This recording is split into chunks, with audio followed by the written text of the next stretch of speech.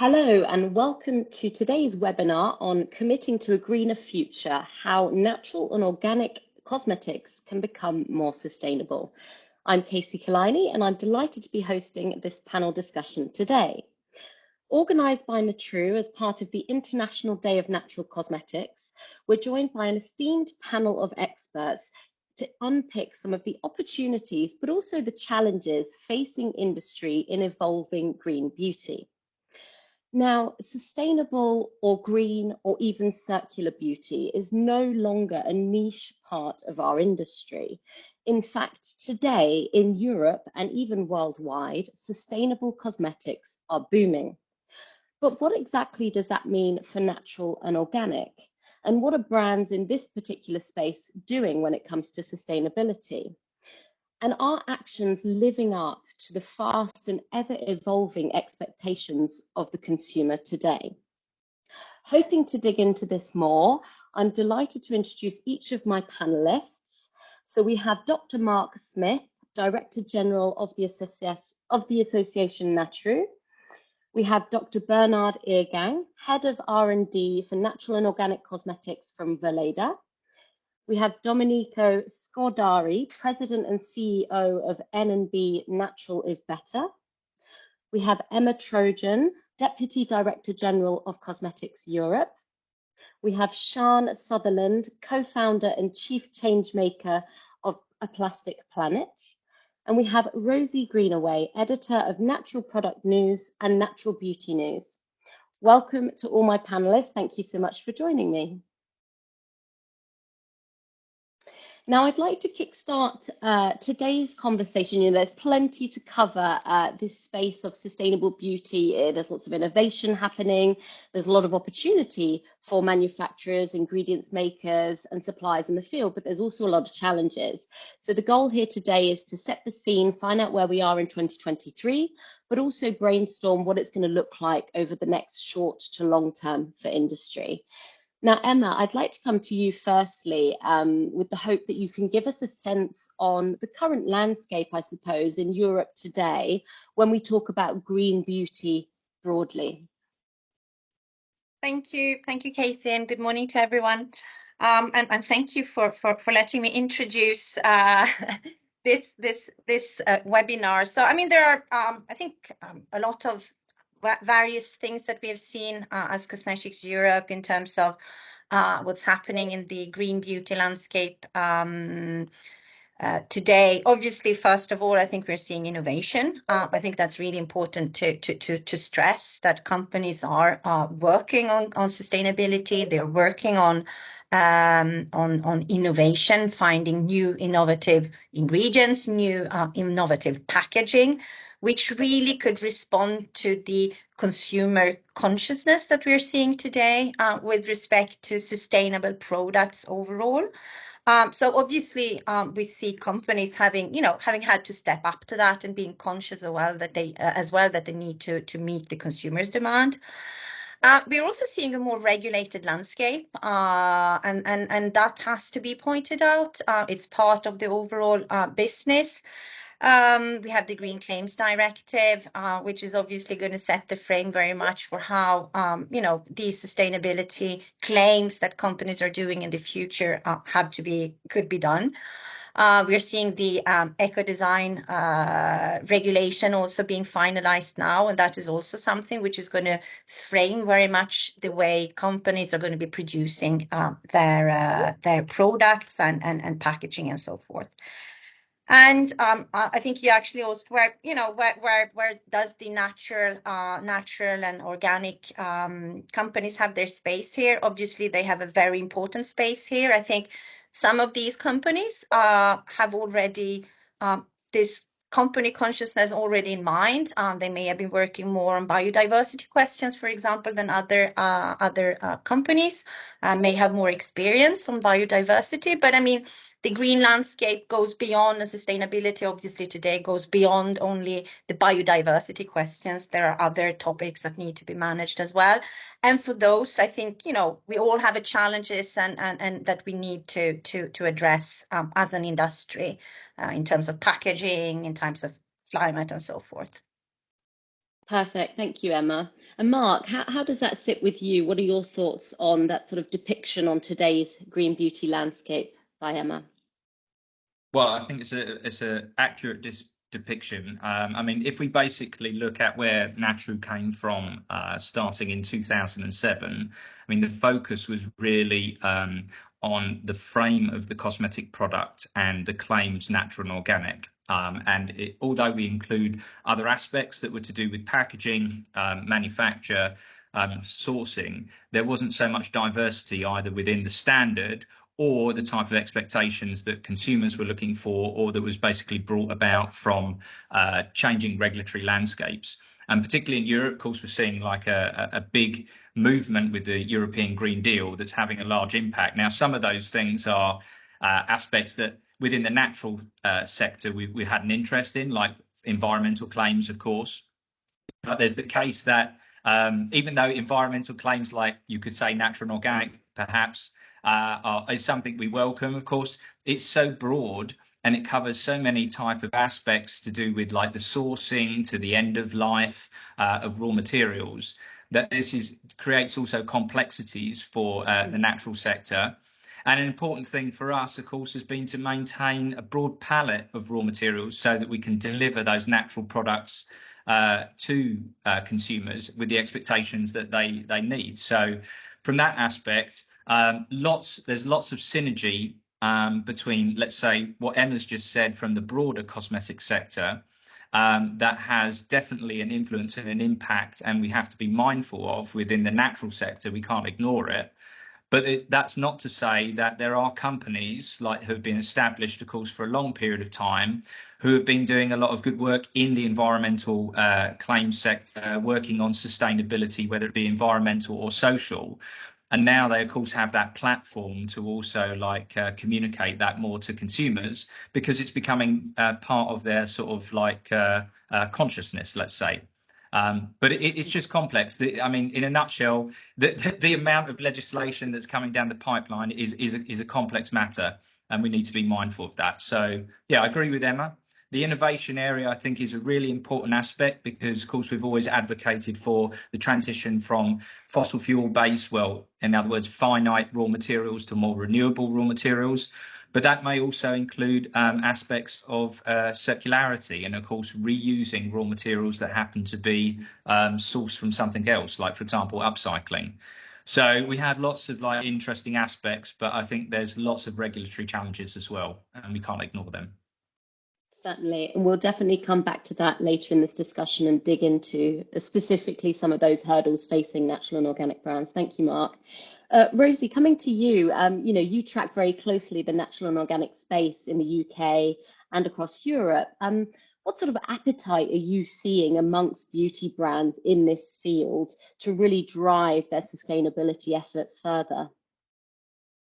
Yeah, I think in our industry, I think we're at risk of existing in a bit of an echo chamber, if I'm honest.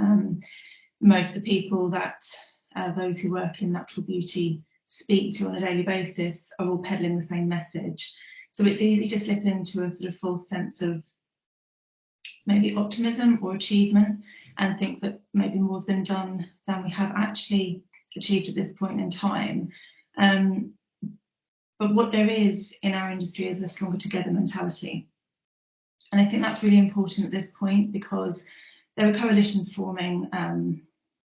Mark, I'm not sure if you're intending to speak more on the efforts of the Sustainable Beauty Coalition at any point today, but there are coalitions such as that and the B Corp Beauty Coalition, where small to sort of medium-sized businesses are kind of coming together now to effect change in a bigger way because we can, as a group, achieve more. So I think that's existing within that echo chamber. It's easy to think that the world is greener than it is, and then when you look outside of that at the mainstream beauty brands, it's fairly easy to see that that's not the case. And I think maybe vegan beauty is kind of an example of this, because every now and then I'll step outside of my little bubble and go to a beauty event which isn't all natural, isn't all organic, and I'll hear lots and lots of brands saying, oh yes, it's vegan, and that is fantastic, but Have they looked at their ingredients in the sense of the environment? Have they looked at their carbon footprint? What's the packaging? Is there any circularity? You know, there's a lot more to tick than just saying it's vegan or cruelty-free, which obviously does matter to consumers, but increasingly so is transparency about other practices. So I think, you know, bigger businesses can make a huge impact if they adopt our kind of together with stronger mentality, but there is obviously a lot more work to be done for those larger businesses. And it takes longer to affect change in a larger company. I understand that, but yeah, we can only comment on what we're seeing. Sure, thank you, Rosie. I think that concept of collaboration and the impact on a larger scale will be interesting to come back to. Bernhard, I'd like to come to you next. You know, Weleda has made a solid name for itself in the natural and organic beauty space. So I'd like to find out from your perspective as head of R&D for natural and organic, what are the 2023 priorities for Weleda when it comes to innovation and goals? Yeah, thank you, Casey. Thank you for having me. I think as a company, we are more than 100 years developing and producing natural organic cosmetics, and still some of the products developed in the 1920s are still in the market. But on the other hand, of course, we have to do a lot of efforts to bring our motto, our vision, being in harmony between man and nature, into new and modern products. So first of all, I think it's very important that natural cosmetics can show that it is as efficacious as classical cosmetics. So at the end, consumers do buy cosmetics are they convenient enough, or do they deliver the result they're waiting? So this is a big topic for us at the moment, and finding the right plants, finding the right processes to get actives out of plants is one of our core innovation fields. On the other hand, the topic around packaging we will deal today, I think to a larger extent, is also very important. So we have very sensitive formulas, we have sensitive raw materials, and to protect them with a sustainable packaging material is one of the biggest challenges in the sector. And third of all, I think the topic about carbon neutrality, or even being carbon positive, is a topic we are dealing with, and we're trying to find ways to do new production methods to have products which go in that direction. But of course, I cannot lay out the whole innovation plan of our company, but this is the big pillars we're working on. Of course, that definitely gives us a good sense on what your teams are working on. Thank you, Bernhard. And Domenico, coming to you for N&B Natural is Better, how does that sit? How does that compare with the efforts that you're making internally when it comes to natural and organic sustainable development? Thank you. So let's say that we feel let's say we're born with this kind of vision almost 35 years ago, and everything we compare things in a very, let's say, balanced way, in order to keep people and planet in the first position. This since the beginning. Our concept actually is to run a responsible production cycle, responsible and of course sustainable, which is clearly, let's say, understood as from plant to beauty. So when you are able to follow the complete production cycle, you can really, I think, make daily and clear actions in order to increase quality from one side and reduce emissions from the other side, and guarantee the green quality to the final customer. Which is a challenge, which is a never-ending challenge, let's say. But I understand very well what I mean. So the continuous focus on increasing quality and, let's say, and a clear concept which is connected to also to the longevity of the company is something which is very important. So all the new challenges and the new visions need to be also able to let the company run over these kind of important stages. We focus in R&D, and so we are not in the market with our own brand, since we do organic private label product for companies in over 60 countries in the world. So this is something very important, which is giving us also a clear vision today on how many different challenges we have to approach, such as many times we focus on formulations, but formulation is not everything to guarantee the green concept of the product. The production cycle, we need to create a production cycle which is able to reduce the emissions. The packaging issues we are talking today, the transportation system, but many times we don't focus on the final part of the product, which is the customer's behavior. So we need also, in order to close the cycle, to incentivize the customers to take daily actions in order to be able, because the impact, under my point of view, in the final use of the product today is exactly the same on the impact we have in formulation, packaging, and transportation system. So today, companies have the responsibility to motivate and educate also a correct use of the product till the end of the life of the product. This is the responsibility we have today. And that's a really, really interesting angle, definitely, that sort of consumer engagement. Domenica, we heard you loud and clear, but we didn't see you. I think if you wanted to put your camera on just so the attendees can see you in person as well. You're certainly in a really, really interesting position at N&B to hear from lots of different players on the sort of needs in this space. We can hear you, but we can't see you now. So fantastic. So I don't know, because my cam is working. Still, we were trying. I mean, and testing. It was working. Now I don't understand what's going on. Sorry for that. If you want to try and turn the camera off and on again, that might work. Yeah. And whilst you're doing that, I'll come to Sian. I'd like to find out from your side, Sian, at a Plastic Planet. You know, today in 2023, each of our panelists, in fact, has touched on the importance of packaging and how we deliver these formulations. But for you, how critical do you think this conversation around plastics is when it comes to the future of sustainable and green beauty? Good morning, Casey. Good morning, everybody. Thank you very much for giving me this opportunity to join you. Yes, obviously with plastic, there are two specific areas within personal care. And one is the product itself, the amount of plastic that we are still using, the acrylates, the thickeners, all those things to give it that lovely slip and feel that we enjoy as users of the products. So there is the issue of plastic as an ingredient and the way that is hidden within our list of ingredients right now. I think many brands are completely unaware of the amount of plastic that is within their formula. And then, of course, the big hairy one, which is packaging. And packaging is, I think, going to give us this extraordinary gateway, a catalytic opportunity for us to change not just materials, but the entire system of how we deliver products.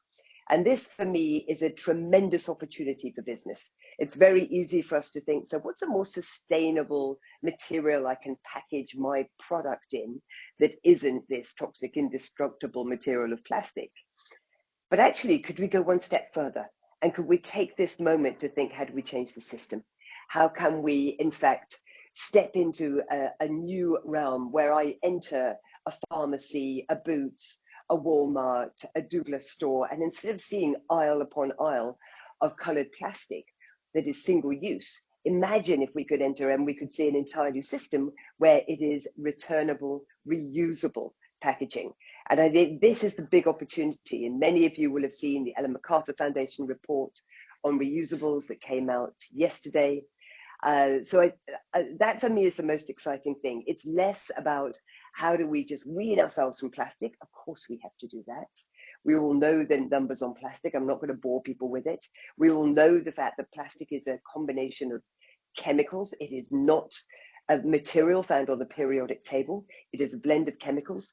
Some of the plastics that we're using, 40% of the weight of them are chemicals.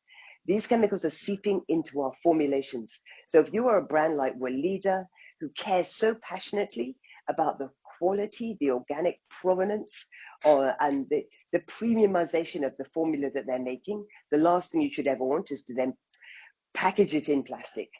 But let's think how we can leapfrog into thinking, as a shopper, I'm not buying the packaging.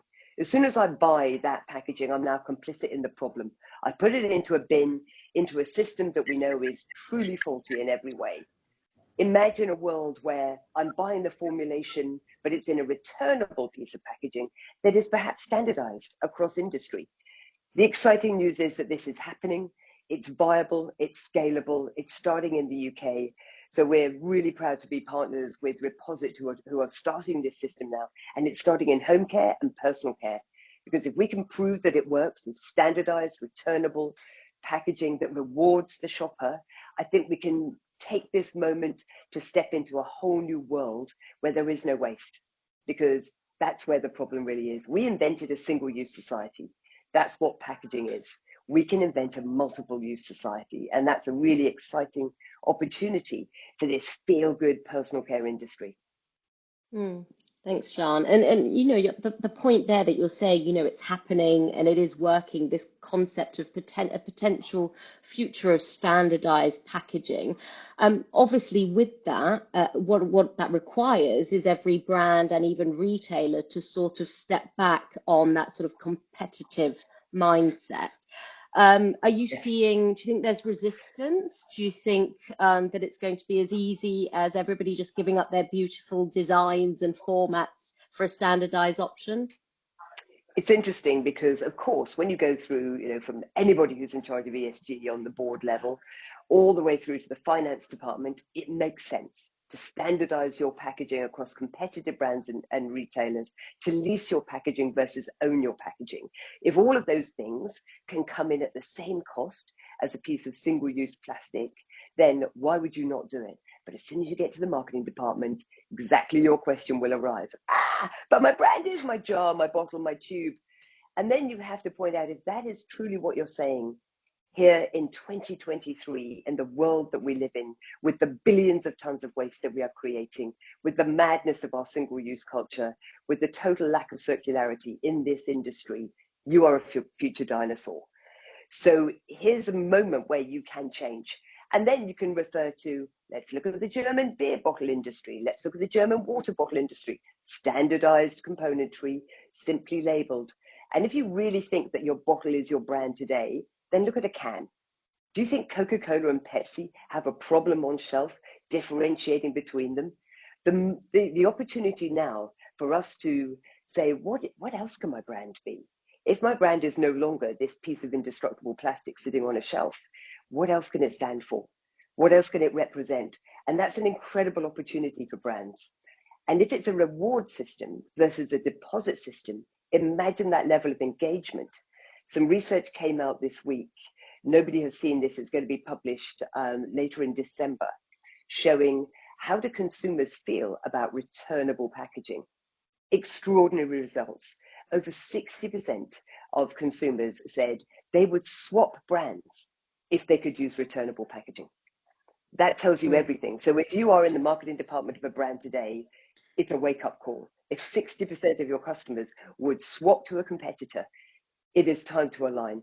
Those old worlds of competitive behavior, we have to put them aside. There is only one challenge right now, and that is how do we protect the planet that we live on so that we have a livable future? Otherwise, there will be no raw ingredients for all of these beautiful products. There will be no global supply chain because it simply won't exist if we have destroyed the environment we live in. Yeah, Rosie, that sort of reflects on your point about this sense of the need for collaboration amongst natural and organic brands.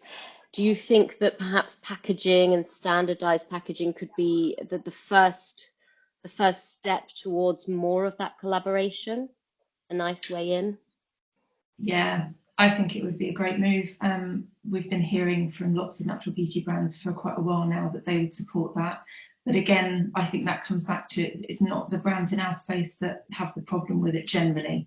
And I think Sian's point is exactly right, that if there are marketing teams out there thinking it would negatively impact their sales, they sort of need to get with the program at this point, because that analogy about the Pepsi and the Coke thing is absolutely a perfect way of illustrating it, actually, because we all know that their branding is entirely different.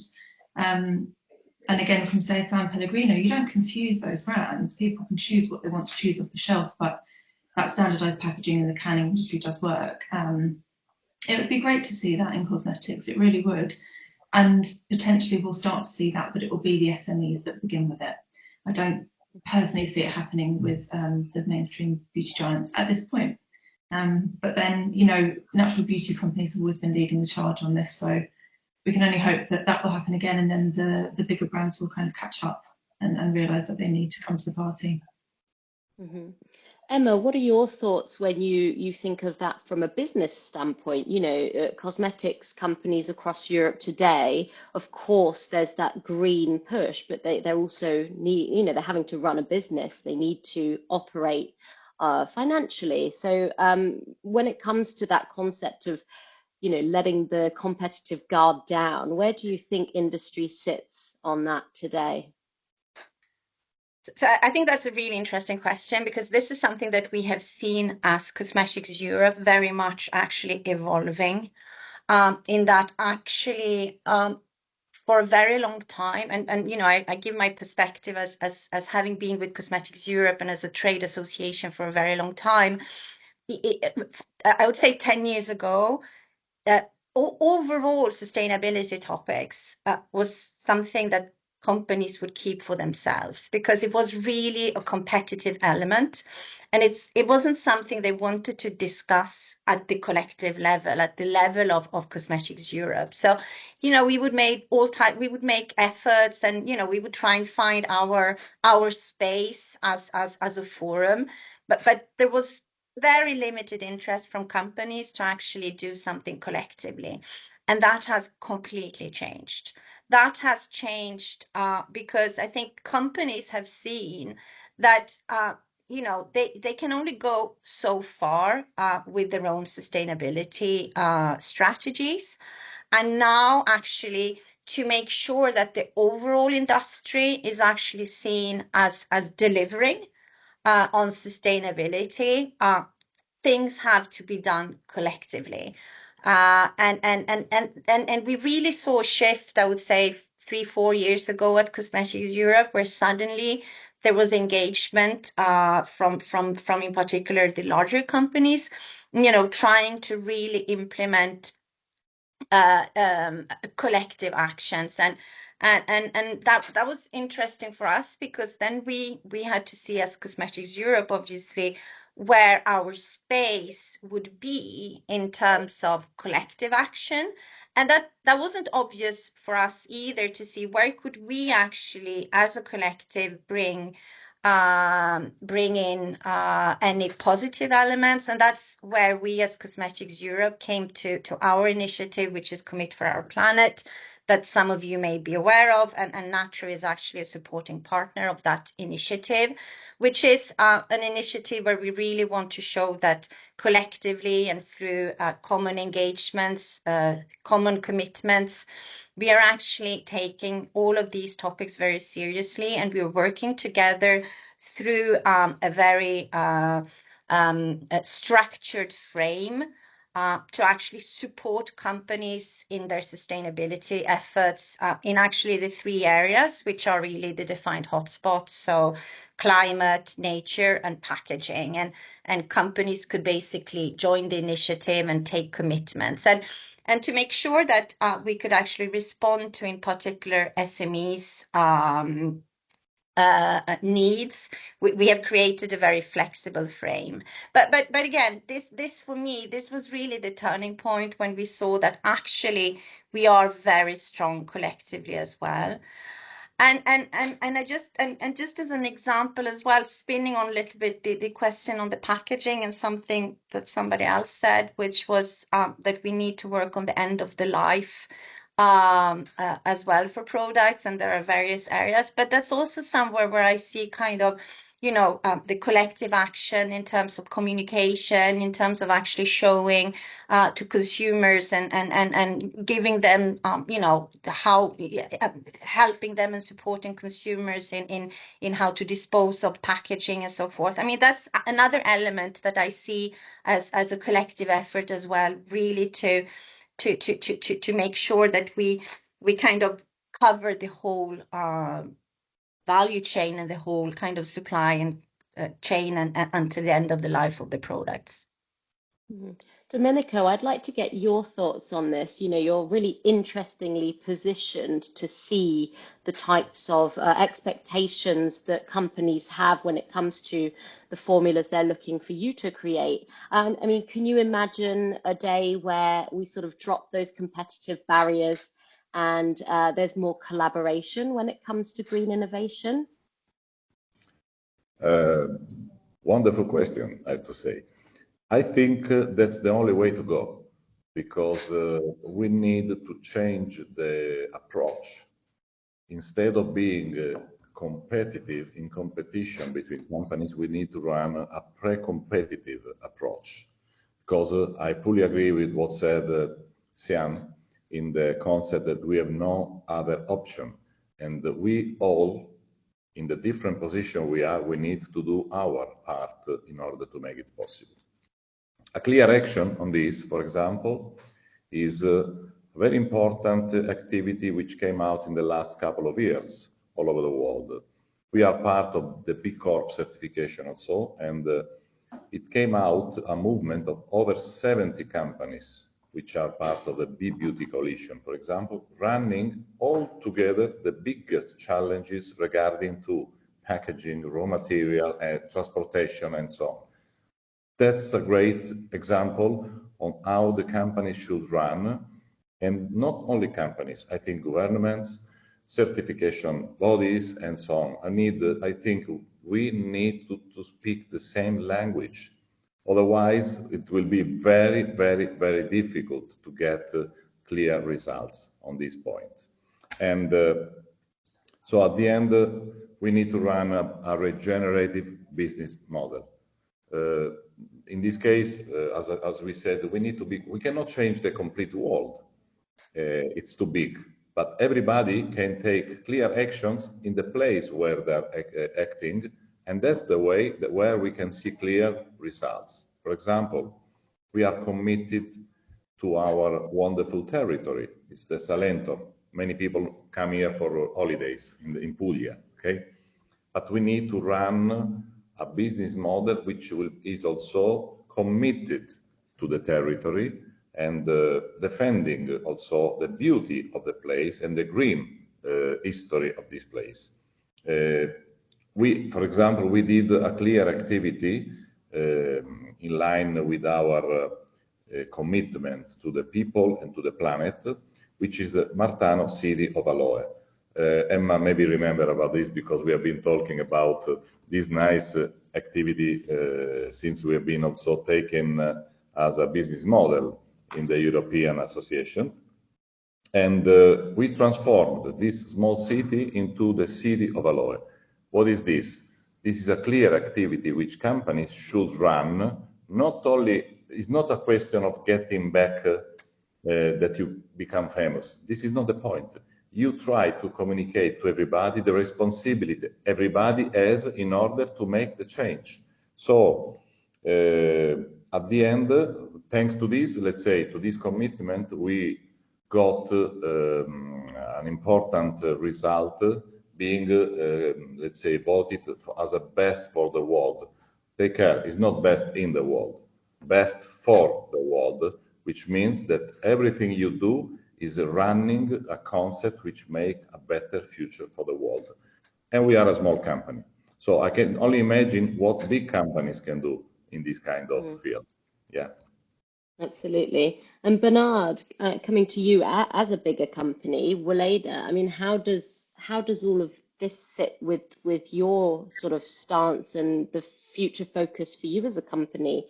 Again, dropping those competitive barriers and collaborating on a larger scale.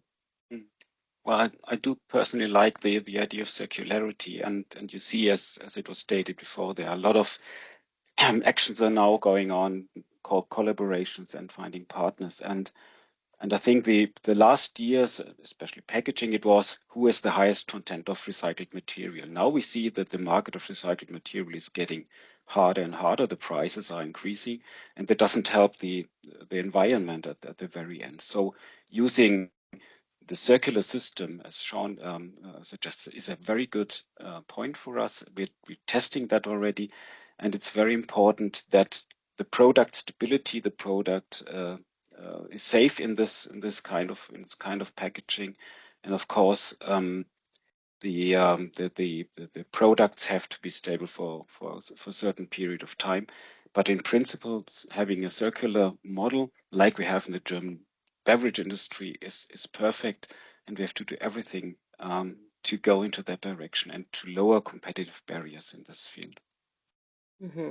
On that point about that sort of protecting these very fragile formulas, like you say, will it be critical as a brand for you to have retail partners invested and knowledgeable on the whole concept of circularity?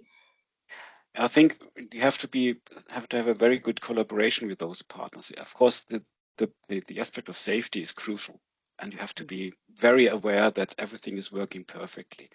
In the last years, we had a little test in Germany with this kind of system, and it worked quite well for certain formulas. If you go to other formulas like facial care, maybe the system is a little bit more complicated. But for shower gels, body lotions, and oils, I think the system should work perfectly. Sian, I see that you wanted to step in there with a thought.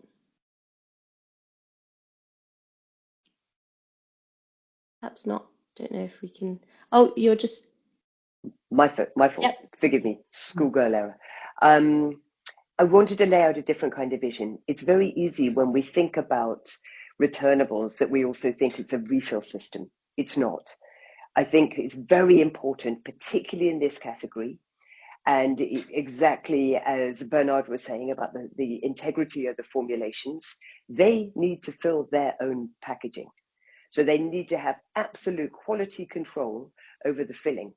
To be honest, a refill system, I am not conscious of a viable, scalable refill system anywhere in the world, which is why the big brands, the Unilevers, the P&Gs, they might have a little thing happening here and there. They don't work. They are not viable. They're not scalable. It's marketing to say that they've ticked a box to do a refill system. What we're talking about here is a system where you go to your local store, you take a pre-filled bottle from there. So there is not the mess, the inconvenience, the time spent, me having to bring some packaging into the store, all of those things that mean that refill systems are really not working, and no big brands are ever going to adopt them at scale. So you take something as a shopper that is already pre-filled. It's asset tracked. There's a little QR code on there. You take it home, you use it as normal.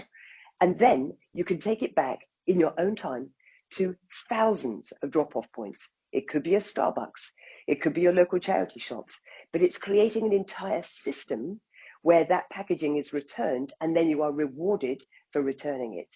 And that then is collected, washed, and redistributed to all the competitive brands and retailers that are part of the system. So it's a very different model, because then you have, as a brand, you have control over the quality of the filling experience, because nobody in face care, in any of those areas, are ever going to want that to be part, certainly with premium brands like Weleda, they're never going to want that to be part of that system. So I think that perhaps answers some of the questions in the chat as well. This is not refill. This is simply the packaging is returnable. Bernhard, you wanted to add to that? What are your thoughts on what Sian's saying there? Yeah, I think this is very clear. So we have this refill system on the one hand, where we have big limitation. The other hand is where we get the packaging back to the factory. And I think this is a model where if the big ones in the market could think of one kind of packaging or assortment of packagings, this would be a perfect ball game. And I think you mentioned the German beer industry. Coming back to that, it doesn't matter which shape your bottle has. It matters what's inside the bottle.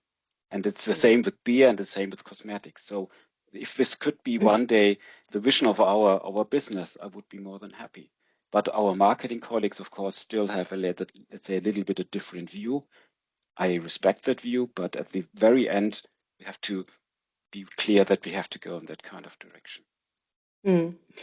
Mark, with this sort of concept of actually, if we were to, let's say, standardize packaging and the carriers of these very innovative formulas, Many of the panelists here have referenced the importance then of those formulas, because that would be the absolute key selling point if everything sort of visually looked very similar.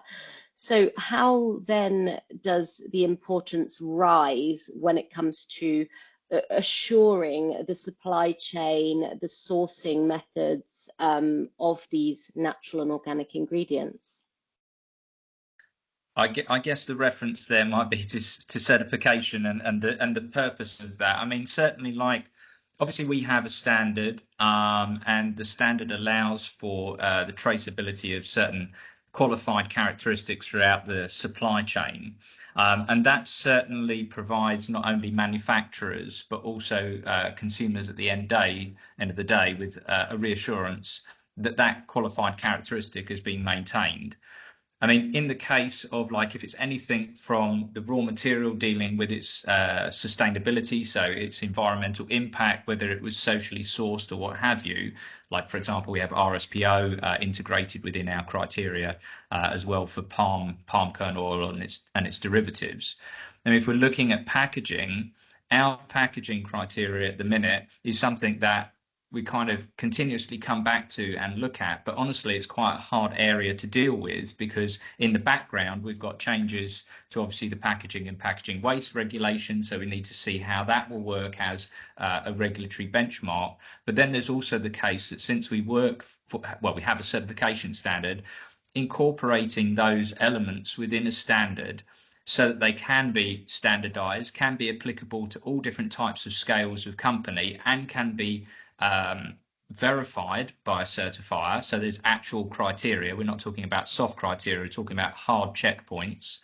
And that can be applicable to all types of stakeholders worldwide, is quite a complex area. So when we talk about it within our standard, and you see this in a lot of standards on the market, that they do like incremental improvements to that. But it's a hard aspect because of some of the points that have been mentioned about lack of industry standardization when it comes to certain materials which are used, certain form factors which are used. And yeah, it creates a bit of a dilemma for us. So it's a really hard nut to crack, to be honest, but it's something that we would like to have more advancement in that criteria, because it's something that consumers at the end of the day are calling for. You know, if people in the natural sector aren't getting a question about animal testing or ingredients, it's about packaging, because it's the sustainable footprint and it's such a visible element for consumers, because it's the first thing anyone sees before they even enjoy the product.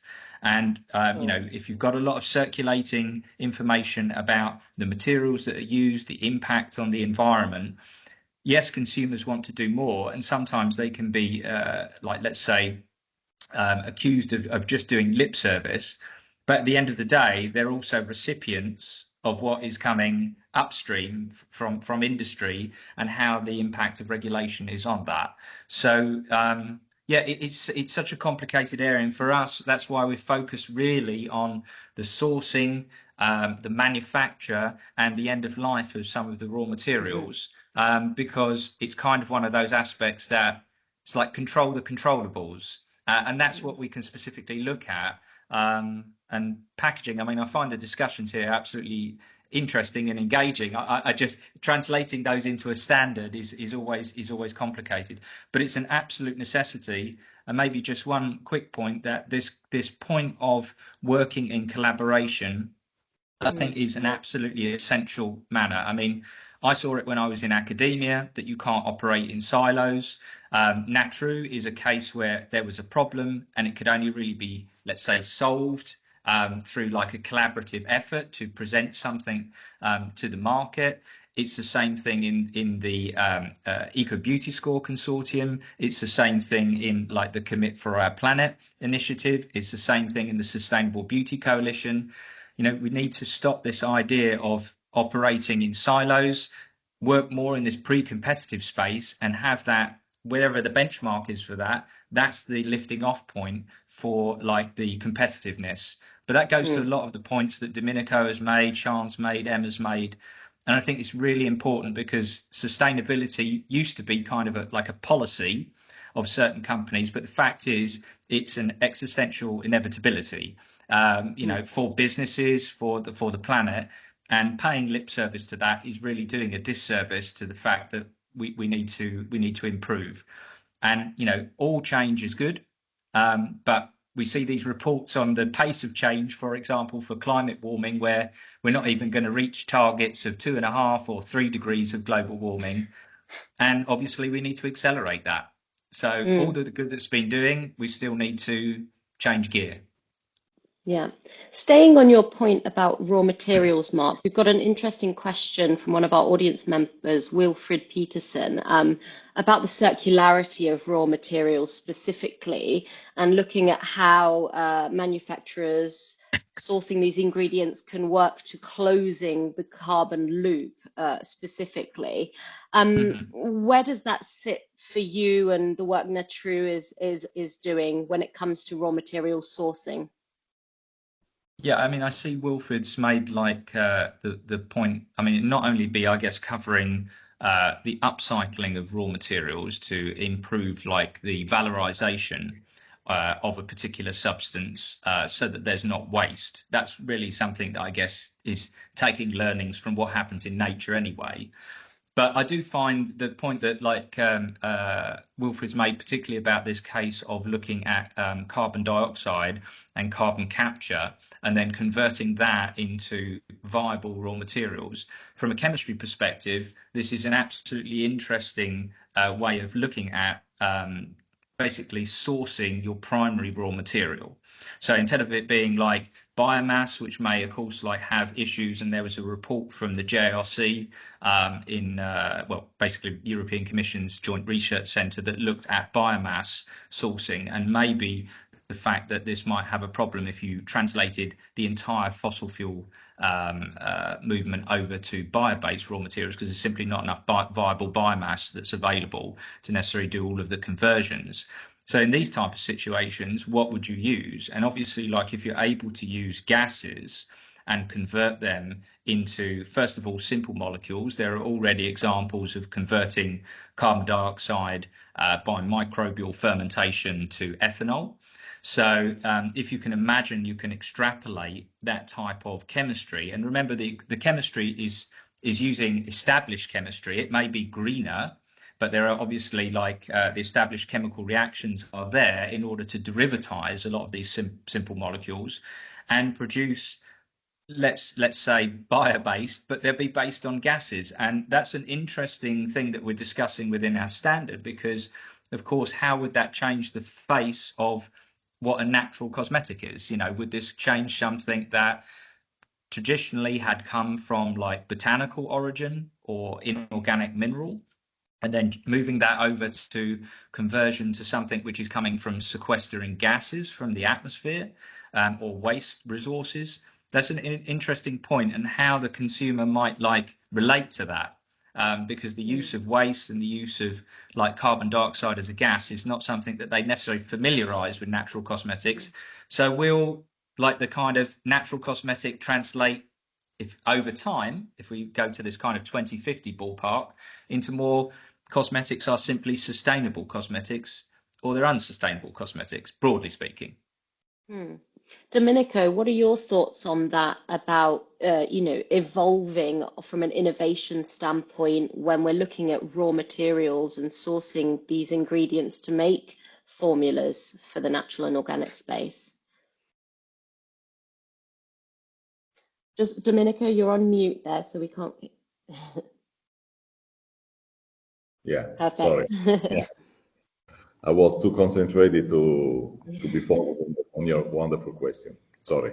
That's the only way to go, under, especially for companies which are really involved in the R&D, to continue to source new ingredient concept and to run to open new door. Otherwise, we are just killing the real concept of the R&D.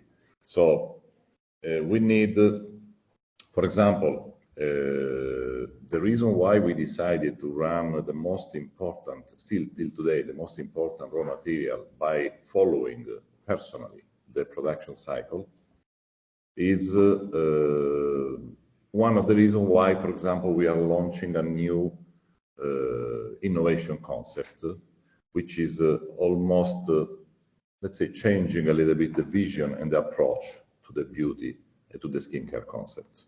So let's say till today, many times under a marketing point of view, we focus on dry skin, sensitive skin, and without understanding that at the end, of women's skin, men's skin, okay, or different kind of skin coming from different parts of the world. Finally, what we find in this kind of concept, and this is completely changing the approach for a company which is doing R&D, is that every single skin is different. Every single skin. So we are not anymore talking to the skin, but we start talking to the habitants of the skin, which is, let's say, we call this microbiota, and it's a lot of microorganisms which are living on the skin. But this is connected exactly to the regenerative business model I was talking before. So if you really run a regenerative business model, and then you run a regenerative farming activity, you are not only doing business to make money, or you are not only doing farming activity to get the fruits. You are doing all these things in a way that when you finish the production cycle, you leave an added value to the team, for example, to your customer, to the society, and to the, how can I say, talking about a farming activity, to the soil, okay? Same activity is has to be understood when we talk about the skin. When you put a skincare product, it's like, this is something very important, which also Bernhard said, it's something which is almost related to the quality of the food you are using and choosing every single day. The quality of your life is not only related to the food, but many times it's also related to the product you put on your skin, because they get into your body. So this kind of regenerative beauty concept is enabling to open new doors, and is the result of a vision which is, let's say, run in respect of people and planet. Mm-hmm. Rosie, taking Domenico's point there on this concept of regenerative businesses, are you seeing action in the field of natural and organics today from a business and brand point of view? And do you think that it's a relatable concept for consumers today? Oh, this is, yes, very important point, because actually, this is another beautiful part of the change. Actually, who is pushing the change is not exactly the companies, but exactly are the customers which are pushing the change today, because they understood very well their real power. So till yesterday, I have to say, maybe the customers were related to the brand, okay? How much the brand was renewed and famous. Today, customers are asking to the companies, how do you do the products? Do you respect your people? Do you respect the planet? Do you respect the production cycle and so on? Do you respect the regulatory issues? For example, going back to the refill system, I don't know if you understood very well, but maybe you are talking about some shop which is refilling the product. But under my point of view, this is not possible. It's even not in line with the regulation system, actually, we have in Europe. It's not possible to do something like this, because what we are doing in every single company is to guarantee the highest quality standard and safety for the final customer. Then it's not possible to understand that it's possible to refill a product like if you are refilling something to clean the shoes. Okay, so it's not possible to run a concept in this way. So yes, I think this kind of concept is a very important point, and that's the meeting point between companies and customers. Companies need to better understand customers' let's say needs, and customers are pushing companies to better understand their needs. Absolutely. Thank you, Domenico. Rosie, Right. what are your thoughts on that, about the regenerative side of a business, in terms of what you're seeing in the market from a brand and a consumer engagement side? Yeah, I mean, I think there's an interesting conversation that's happening in our industry about regenerative generally.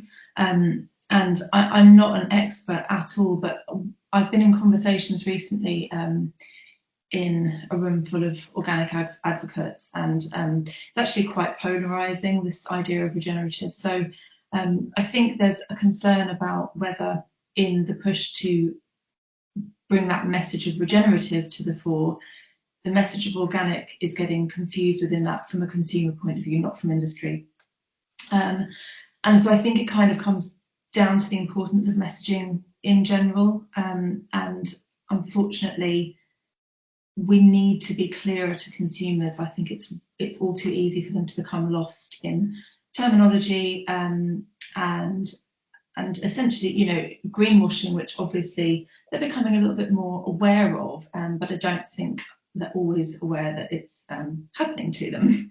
So the more terms that we come up with, the harder it's going to get, in my opinion, for consumers to keep up.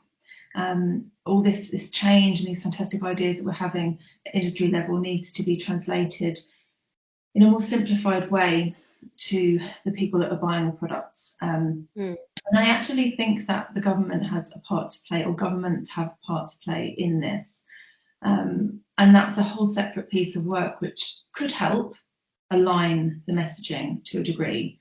There's certainly been helpful campaigns in, say, the health space, which they've sort of dumbed down quite complex messaging from industry level to something that people can hear on the radio, see in a magazine, watch on the telly and understand. And really that is going to be key moving forward if we want the population to place much importance on regenerative or organic or whatever it is that we're talking about, as us as industry do.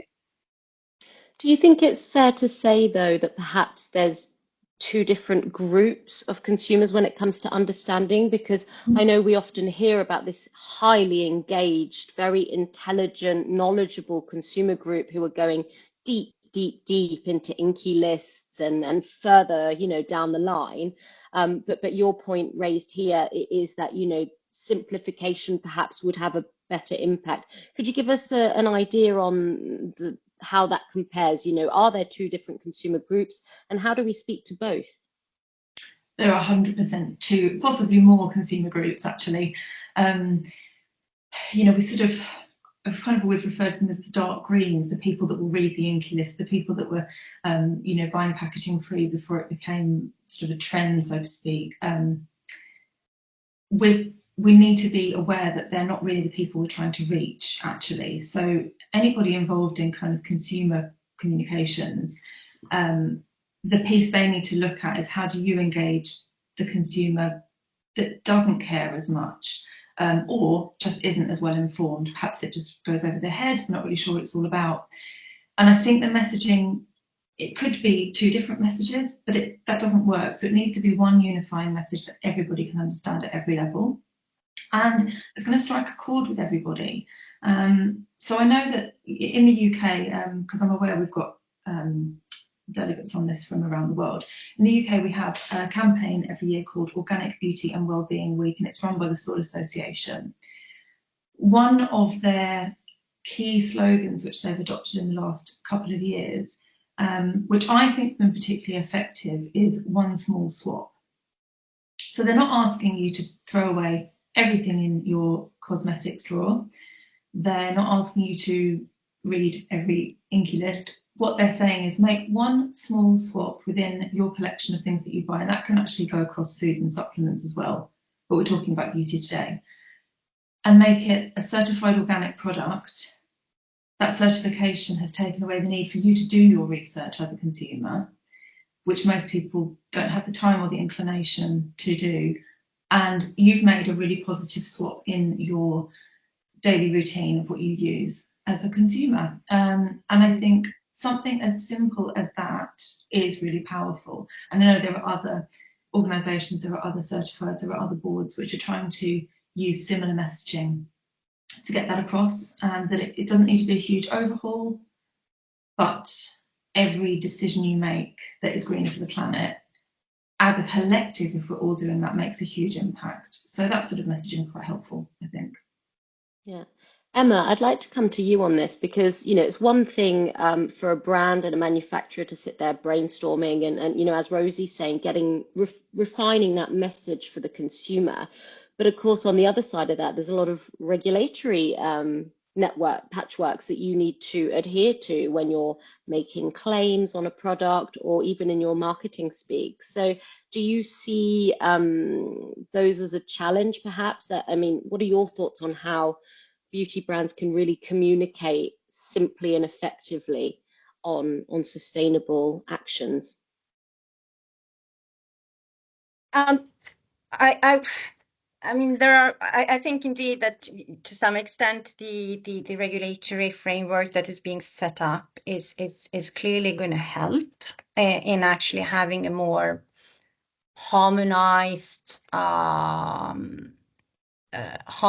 way of communicating and really try and get rid of the greenwashing. Obviously, as we are working a lot with regulations, we also need to make sure that this type of regulations actually provide, a broad margin of maneuver for companies as well to make their claims, so that they don't get incentivized any longer to make green claims and to actually provide the information that they want to give to the consumers. So it's really a balance to find, I think, between having this frame, which I think everybody fully accepts is absolutely needed, but at the same time making sure that companies actually are able to communicate on their packaging. I think also more generally, some thoughts on the consumer communication.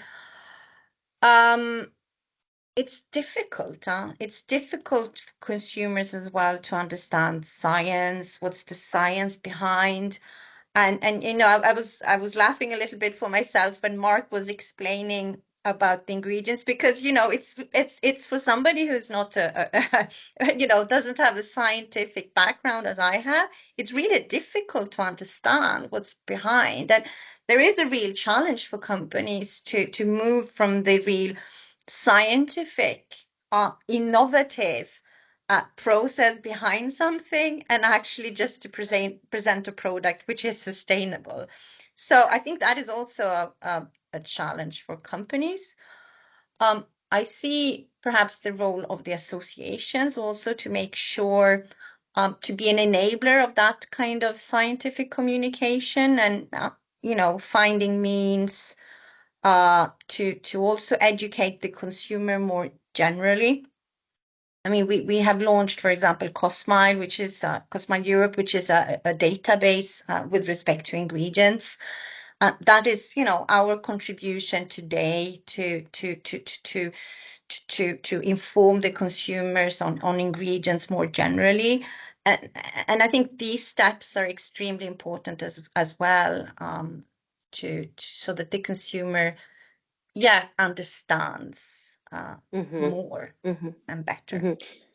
And sort of brainstorming ahead, Emma, future proofing this, are there any technologies or concepts on the horizon for beauty brands that they could perhaps harness to help with better informing consumers? I'm thinking about, Sian mentioned it earlier, QR tracking codes. We see a lot of these already in place, but for that environmental piece, is there any sort of technologies and innovative platforms you think could be harnessed here? I'm not aware of any, technology as such, but perhaps, coming back to the regulatory topic, I think it's extremely important that all these type of platforms and, digital labeling, are providing the opportunities for consumers to actually, use the digital tools that we have today to actually go out there and inform themselves. And I think, we need to to future-proof any upcoming regulations. And I'm obviously thinking of the cosmetics products regulation, which has will be revised somewhere in the future. That all the labeling requirements today, there is actually a reflection throughout the value chain about actually how could we actually make sure the consumers get what they need on pack, but also through a digital labeling, digital information. And of course, brands already have their own websites today, product sites and so forth, that they could inform. But I think the technical innovations such as QR codes, barcodes need to be part of this overall landscape today, so that the consumers could really use all the tools needed. And for that we have been working. We're working on also reflecting as Cosmetics Europe on how the digital future for companies would look like. Yeah. Mark, how does that sit with you and the work that the team at NATRUE are doing, in terms of thinking about that wider reach and wider engagement, and future-proofing communication and backing up claims for natural and organic? Well, maybe just a comment on what Emma's just said on the digital point and the QR codes. NATRUE, about maybe, let's say, about a year or two after its creation, we looked to implement a QR code function because we have a certified database. So obviously the database has a specific URL associated with it, and there could be a link between a QR code on pack. But we're talking sort of around 2010. So at that point, the uptake and the familiarity and the general consumer use of that type of technology wasn't really there. But it's certainly something that I think will inevitably be essential, because currently, for example, the database that we have, it will represent facts about the ingredients, the certification level, or what have you. But if we look to sort of excise and communicate other elements from the just our certification scheme, then we can't always rely on people putting on-pack claims, and they will have to be translated to something in a digital manner. The thing is that when you're translating that, of course, you have to also think that at point of sale, if it is a point of decision making, that it really has to be snappy. And it goes to this point of having something which is clear and precise, and really goes to the need. When we all buy something, we're looking for, what do we need for this? What's the specific point of interest or the unique selling point? And, as soon as the digital aspect can't be like a substitute for like kind of doom scrolling, just going constantly through your phone and just like having data and data and data. It all has to be distilled into something which is bite size. This goes back, though, to that key point, and we see it even in our own system with communicating the NATRUE label, is when you've got sort of multiple elements to communicate at the same point in time, it's really hard to basically sort of, without cherry picking, which is not like good scientific practice, but without doing that, it's difficult to be able to say to yourself, what exactly does this label or this method or this score encompass,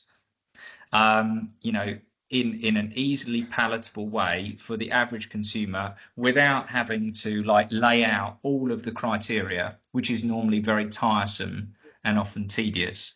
And this is not something that is being solved at this point in time, I don't think, because there's just there are lots of tools on the surface, but it's a case of how they actually work and get adopted in practice that I think will be important.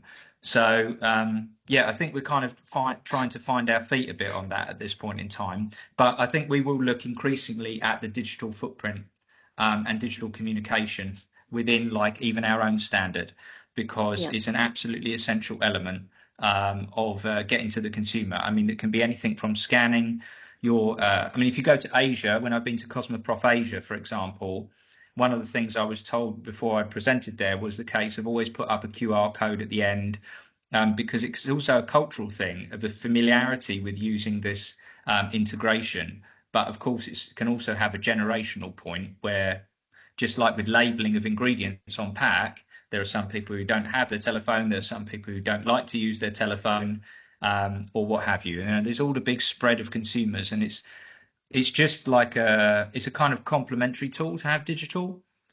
So, but it can supplement and certainly provide like more material for consumers in the long run. Thank you, Mark. Sian, I'd like to get your thoughts on this. You know, as the change maker at a plastic planet, you're no stranger to getting messaging across and engaging consumers. Do you have any thoughts on how beauty could perhaps do better at communicating its actions, and any thoughts you might have on what's been mentioned there by Mark and Emma? Yes, thank you. There were two areas that I wanted to come back on that really refer to a lot of this great conversation from my fellow panelists. And the first one is responsibility. And I want to push back a little against us thinking it's the responsibility of the shopper, of the consumer. That how do we educate them? How do we persuade them to even scan a QR code to find out more, to understand what a labeling system means? I don't think it should be their job to do that. I think it needs to be industry's job to sell them the right thing. It should no longer be legal for us to sell people things that are under the umbrella of some kind of greenwash, of marketing spin. And I ran a skincare brand for many years. I know the art of choosing those words on pack really carefully, because it's a largely unregulated space.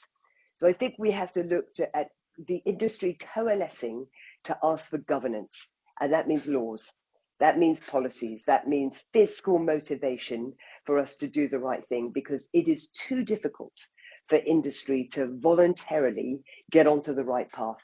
Because there will be some brands, and at least two of them are on this panel today, that are doing the right thing, that have absolute integrity in what they're doing. And there are some huge giant brands, the Unilevers, the P&Gs, and the L'Oreals, who would love to be able to do the right thing, but they chose the wrong road many years ago. It's very difficult for them to change. We need to create a level playing field. And the only way that we will do that is through government regulation. I want to applaud the EU because of all the municipalities and governments around the world. They are definitely setting a very high bar for what industry now has to step up to. Whenever I work in the US with big brands, they will always say to me, tell me what's happening in the EU, because we might as well adopt it now because it's coming fast. That's how high the bar is. So that's on responsibility. I think we vote our governments in to protect us on every level, be it the food that we eat, but also the products that we buy. We have to make it illegal to sell us something that damages ourselves and the environment. And then the second point I wanted to mention is circularity, because there's a lot of great questions coming up in the chat around this whole model of what is natural, what is, there's so much miscommunication around these words, sustainable or regenerative. Language, words are very important, and we're in danger of them being hijacked. So I want to pose a very simple model of what I believe circularity is. Nature, the circular economy is not something that we've just invented. Nature is circular. There is no waste. Everything becomes the nutrient for the next stage of growth. So if we simply challenged ourselves in every market that the materials that we use, be it the raw materials or the finished product, how could it be that we retain it as a nutrient? We do not toxify it in the process of manufacture, so that when it goes back to nature, it goes back as something that nature can recognize and use, because that's the circle. That's true circularity that we need. There is no less bad in nature. There's no slightly better materials, slightly less toxic. Nature is binary. Everything we give to nature is either a toxin or a poison, or is a nutrient for the next stage of growth. And if we could simply borrow our resources from nature, but keep them in that nutrient state, do not toxify them and lace them with the chemicals that we use, so that then we're simply borrowing it, it can go back as a nutrient for the next stage of growth, then that is us truly working in harmony with nature. It sounds very simple. We make the world complicated. I know we all look at these industries and say, oh, it's so hard for us to change from the system that we've chosen. We invented the system. We create the future. We now need to decide, do we want to create a different future where we live in harmony with nature? Thank you, Sian.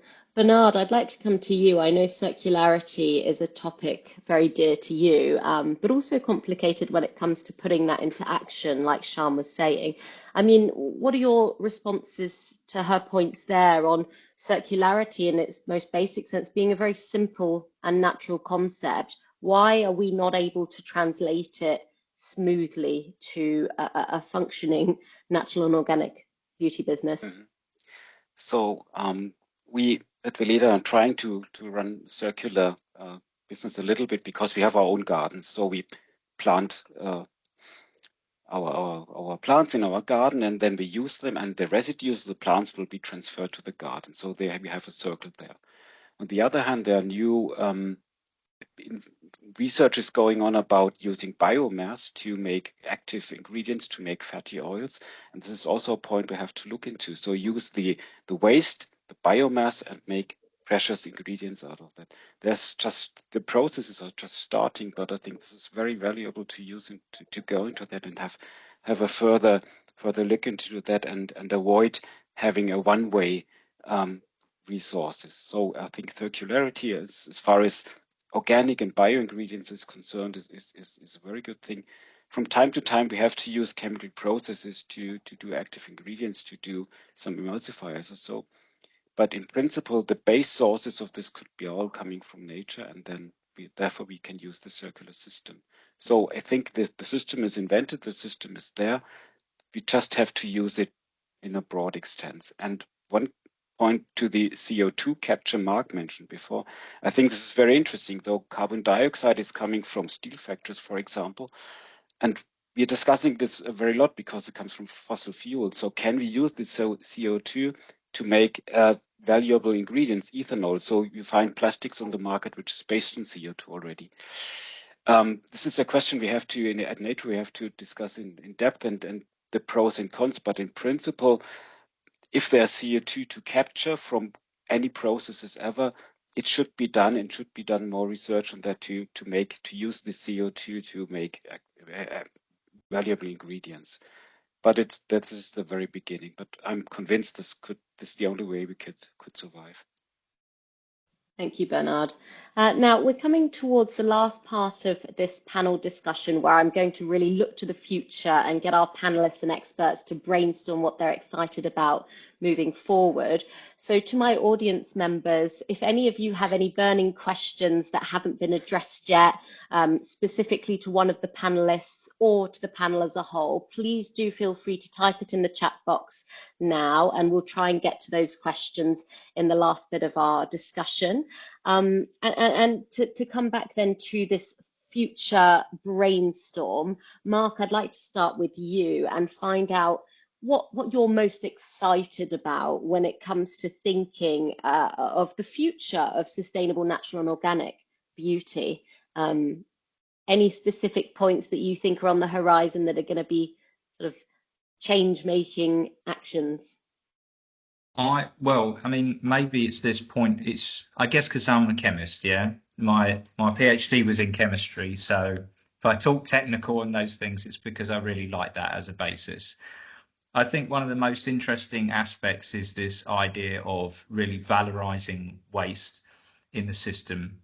And reducing the impact through that. So really optimizing processes, looking at the sort of increased maybe certified sustainable sourcing, but really it's about this manufacturing side to create new molecules at the end of the day and substitutes for finite fossil fuels.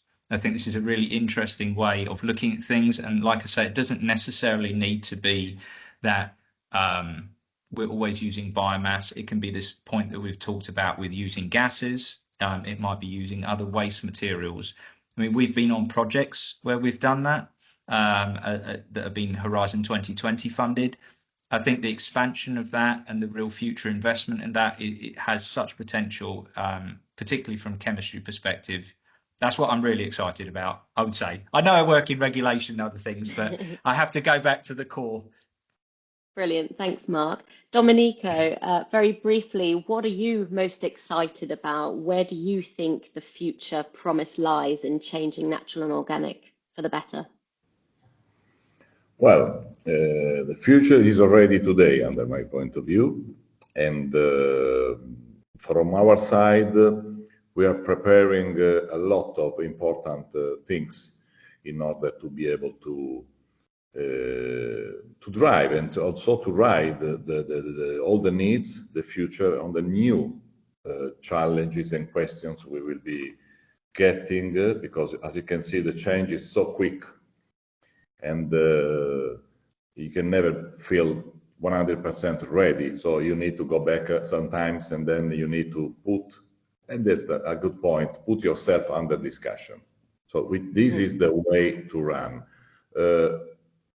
Yeah, we are preparing, for example, we are running actually our new 4.0 laboratories, where we wish to move in the next couple of months.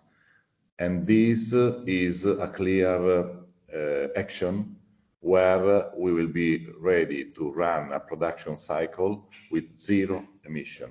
And this is also very important. So after the kilometer zero production cycle, also the zero emission production is also another important step. And in this point, we are also running the new technologies, because the answer to reach, let's say, in the best responsible way is also to be able to run new technologies, taking care that the new technologies, they cannot cut the human job and the human approach. This is also another important way to balance. Okay, we don't have to forget this point. And so we are, for example, running a new filling system, a new delivery of the raw materials, which will be not touched by anyone. So the raw materials will run directly after the production into the production machineries without being touched. This is reducing the human work and also increasing the guarantee of no risk of troubles with for the products. And also we are running, for example, a very new innovative filling system, which is running even over the concept of the pharmaceutical. I mean, if we really want to get a better future, we need also to change our approach and our way of living the daily life, without never forgetting about the most important target, to respect nature. I fully agree with this. Nature is the only way, is a master of life. So finally, I mean, there is a fantastic word which nature is teaching us: balance. Balance. So nature is a master of balance, and we need to take action in balance, approaching the future without forgetting about the past, because many times the most important lessons in our life comes still from the past. Absolutely. Thanks, Domenico. Rosie, what are your final thoughts on the future of creating a more sustainable natural and organic space? And perhaps any of your thoughts on, can we learn from other sectors? Can we learn from other businesses? Sure. I think, first of all, I want to come back to what Sian said about it needs to be illegal to sell products which are not good for us and are not good for the environment. I think that's really crucial here. And one of the things I'd like to see in the next 10 years, or 5 or 3, is I'd like to see there be some headway made with government. Now, I know that we have task forces attacking that at the moment, which is really good. So hopefully in 5-10 years' time, we can look back and say that that was successful. The government's more engaged. The government in the UK here at the moment doesn't place much importance on the environment, in my view. And that's definitely evidenced in my own local recycling system, the national recycling system. It's pretty much a shambles. So I want to feed the point of recycling into that, as well as that I'd really like to see an overhaul of both domestic curbside recycling for beauty and food. But yeah, we're talking about beauty. and commercial recycling, as we talked about today, for packaging, that can become really, really easy. I love that idea of it being charity shops, Starbucks, wherever, petrol stations. Let's just try and make it as broad as possible and as widely adopted as possible. And that has to come from the top, obviously. So that's one thing I would love to see. I'd like to see brands show continued respect for water scarcity, which I think is creeping up on us pretty fast. And in many parts of the world is something we consider as not a problem, but it is globally. So there needs to be innovation that reflects that. And I would really like to see more Poundland consumers kind of swayed across to the natural side. But that comes back to price point and being able to communicate. Perhaps less is more. Do we need as many products? If we could use fewer, then we'd spend less. It would be better for everybody, better for your pocket, better for the planet. And in terms of, you asked about other industries, well, what can we look at?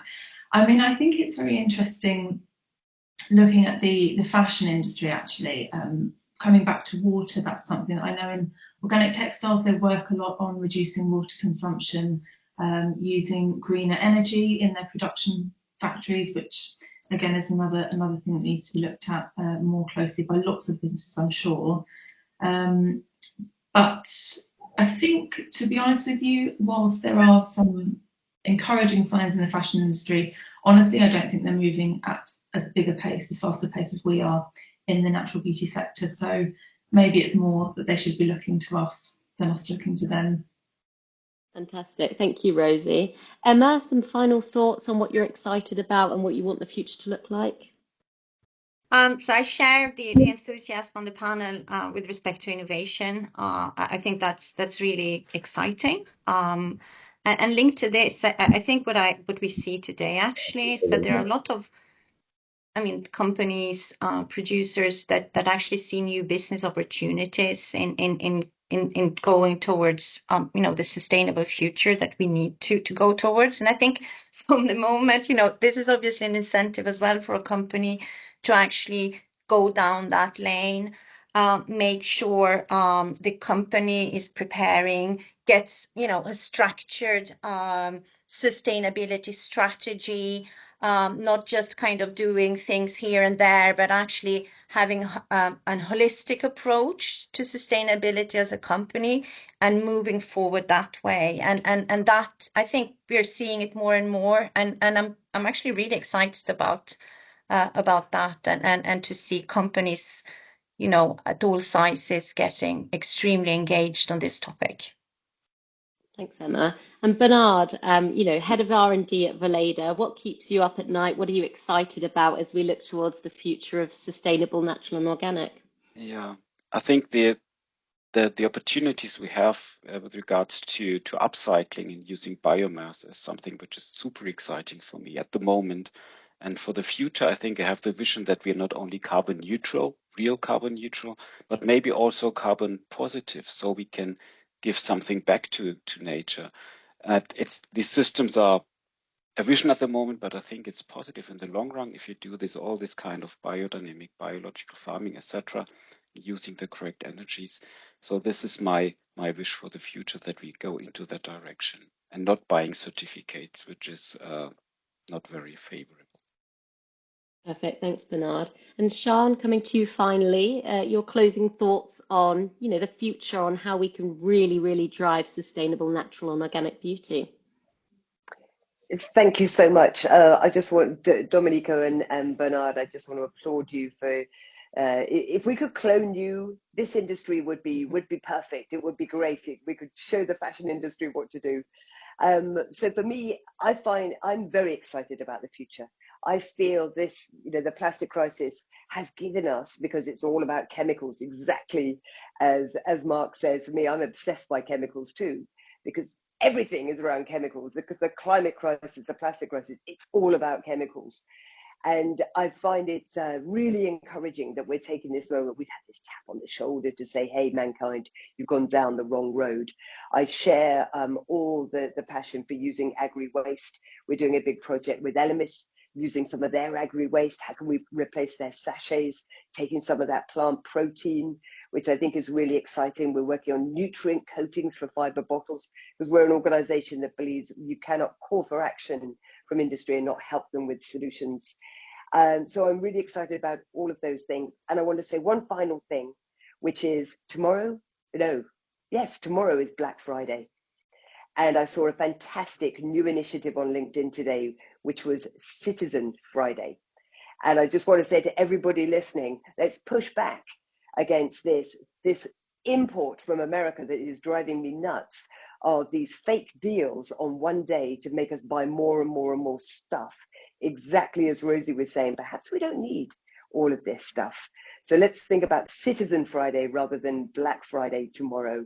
And thank you very much to all the panelists and for the great questions, really good engaged audience. Thank you so much, Sian, and a huge thank you again to all my panelists, experts in various fields. I think it's been a really fascinating discussion today. We could speak for many more hours on this topic, but I hope to our audience it's inspired you on the future and some actions that perhaps you as a business and industry can take looking forward. This webinar was being recorded, so